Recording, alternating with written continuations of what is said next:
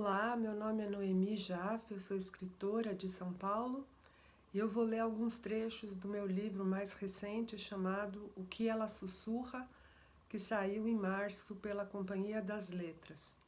A história de O que ela sussurra é baseada na vida da Nadezhda Mandelstam, mulher do poeta Osip Mandelstam, que morreu num campo de trabalhos forçados durante o regime stalinista em 1938.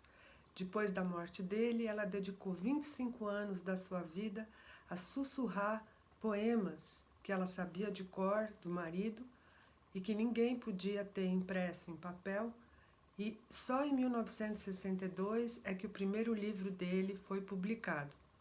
Então, é a história dela ficcionalizada e eu vou ler alguns trechos. No ônibus lotado, uma mulher mais velha foi obrigada a me empurrar com força e meu braço teve que aguentar praticamente todo o seu peso. Ela se desculpou e eu disse que não tinha importância. Somos duros como o diabo. Ela riu. Somos duros como o diabo. Aos poucos, um depois do outro, todos os passageiros começaram a repetir: somos duros como o diabo. Somos duros como o diabo. Uns mais alto, outros baixinho, uma gritando, outro rindo, mas o ônibus inteiro em uníssono, como um coro inofensivo, porém resistente, que com essa frase sustentaria um império, deteria um exército e implodiria um regime. A força vinha da própria maneira casual como dizíamos aquilo, da inutilidade de repetirmos, da certeza de que assim que o ônibus parasse, tudo cessaria e esqueceríamos de tudo, como se tivesse sido um sonho conjunto, um cântico desentranhado não só de quem estava no ônibus, mas de toda a Rússia, de todos os cantos, de todas as pessoas nos campos e nas cidades, dos trabalhadores e das avós, das crianças e dos funcionários públicos. Foi bonito e rápido e eu me senti poderosa. Afinal, tinha começado tudo inocentemente. E como um rastilho, a frase se espalhou, porque era o que todos queriam dizer. Ela se ofereceu aos passageiros como se estivesse pendurada nos letreiros. Cruzou o corredor encantando a cada um que, talvez à revelia, a aceitou e ecoou, seguindo um flautista de Hamelin que passava. Somos duros como o diabo. Só o diabo sabe como somos duros. Duros como o diabo nós somos. Como o diabo nós somos duros. Nem sei se o diabo é duro. Talvez seja mole e sem graça. Mas disse isso porque não encontrei um nome melhor. Diante de tudo que aguentamos, diante de tudo que aguentei. Sempre penso que não tenho ideia, ninguém tem, do que passei realmente. A tendência do corpo é esquecer ou se adaptar, e adaptar-se também é uma forma de esquecer.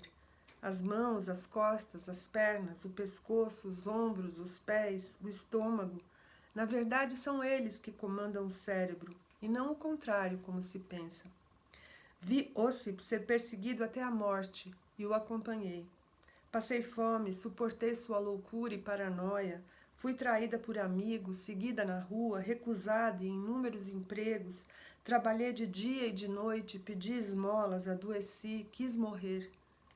E onde está tudo isso agora? Não sei. Sou dura como o diabo. Se viessem me pegar para me interrogar, me torturar e até matar, eu aceitaria. Nem sei do que sou capaz, já que há muito tempo não temo mais por minha vida. Agradeço todos os dias por não ter tido filhos, decisão que Osip e eu tomamos quando ainda era possível pensar sobre isso, e sabíamos que filhos nunca combinariam com nossa vida nômade, da qual não queríamos abrir mão. Não queria agora ter um filho para me consolar, quando na verdade eu é que teria que consolá-lo da minha morte próxima. Acredito que encontrarei Osip em algum lugar, e isso é suficiente. Uma noite acordei de madrugada e vi Osip em pé, à beira da cama com a cabeça apontando para trás e as mãos abertas. Ele mostrou a janela e disse: "Não está na hora? Vamos, enquanto ainda estamos juntos." Eu disse que ainda não era a hora. Não tenho certeza se não teria sido melhor, exceto pelos poemas que eu não poderia sussurrar, que não seriam publicados e que ninguém mais ouviria. Por que faço tanta questão de guardá-los e de lembrar deles? Porque quero que todos conheçam e leiam esses poemas. Porque sou dura como o diabo. Talvez seja teimosia. Sou briguenta, ele também era. Os poemas é que decidiam vir a ele, assim como a frase no ônibus. E eu não tenho direito de deixá-lo sumir, porque assim como o corpo se adapta à dureza, também o som do poema quer ficar, porque o som é sua origem. Foi a música que os fez nascer e escolheu Ossip para que ele os dissesse. Não tenho escolha. Como a alegria é para muitos, minha tristeza é que é luminosa. O terrível é ouvir gente dizendo que tudo foi uma necessidade histórica, como disse um passageiro no trem até Voronezh. Posso suportar tudo o que passei, posso suportar ter esquecido o que queria lembrar e ter lembrado o que queria esquecer, mas não posso escutar essa frase repetida por uns quantos intelectuais, não sei se inconformados até hoje com o fracasso ou se limitados em sua suposta inteligência para não dizer outra coisa. A história opera por necessidade e acaso. Era necessário que as coisas parecessem ter dado errado para que outras coisas pudessem ser implantadas. O aspecto social da revolução não era o mais importante, mas a indústria e a economia, porque cuidando delas, aí sim poderia haver igualdade de classes. Stalin foi um acidente necessário, seu caráter não estava à altura da sua missão. E Marx já dizia que até mesmo os acidentes ocorrem por necessidade histórica. Faça-me um favor. Ou eu estudei tudo porcamente, ou Marx é que estava enganado nisso, ou você não sabe interpretá-lo. Tive vontade de dizer, mas não disse, porque não tenho estômago para discutir com intelectuais. Não tenho interesse nenhum em ganhar a discussão. Não iria ganhá-la e ainda seria humilhada. Não me importa o que está racionalmente certo, mas o que sinto como certo, porque eu vivi o que ele chama de necessidade histórica. Um acidente não pode ser uma necessidade histórica.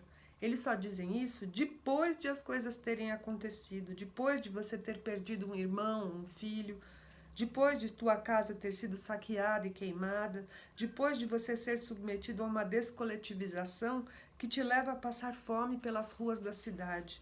E os intelectuais desse tipo gostam de dizer as coisas depois. Teorizar é coisa para analistas e observadores que estudam o passado e concluem que se Stalin não tivesse feito tudo o que fez, outro teria feito porque tudo foi necessário. Senhores do destino imaginado, os teóricos se esbaldam nas justificativas que cabem em suas cartilhas.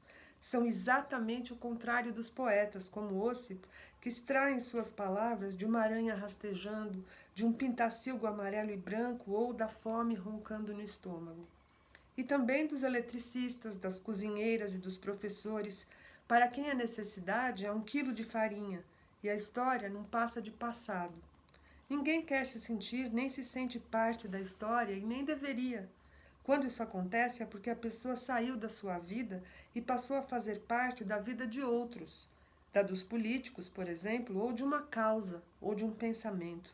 E pensando bem, achar que se não fosse esse teria sido outro porque o que aconteceu era inevitável é a mesma coisa que acreditar no destino grego, nas moiras ou na roda da fortuna.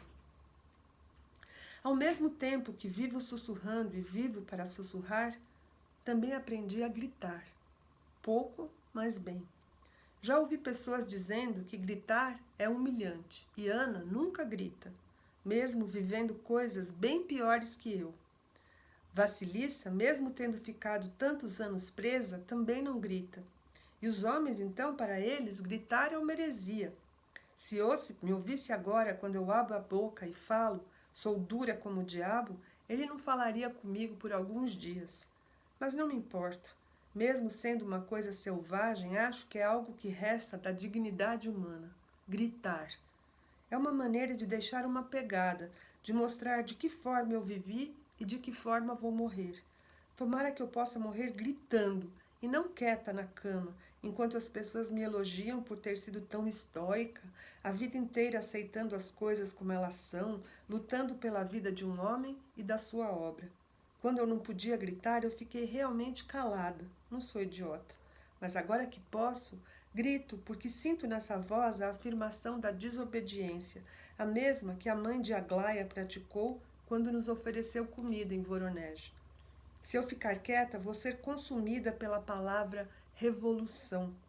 Assim como todos foram, inclusive Ossip, que quando os estados de delírio ameaçavam voltar, e alguém que sofreu um trauma de tortura nunca se recupera completamente, dizia que não queria que a revolução passasse por ele sem incluí-lo.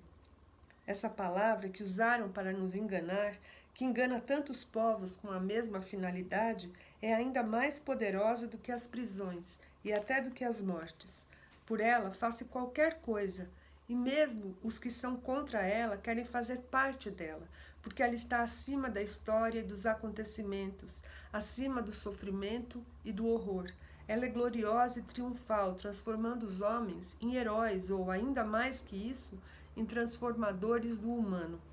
Ela abraça o povo e faz as pessoas se sentirem aninhadas numa colcha calma e aconchegante, onde tudo será provido, e o que não for, não o terá sido por alguma boa razão. Morrer assim é até bom, porque a mãe Rússia sobreviverá pelo seu sacrifício.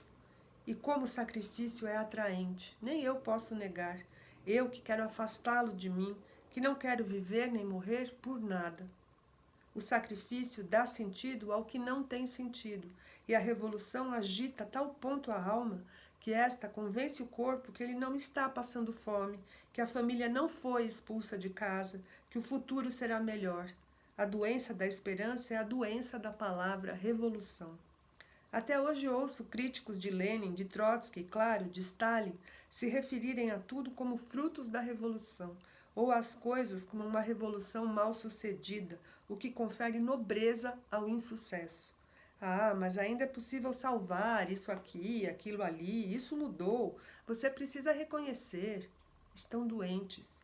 De onde só se pode salvar alguma coisa, o que aconteceu não foi uma revolução, mas uma guerra.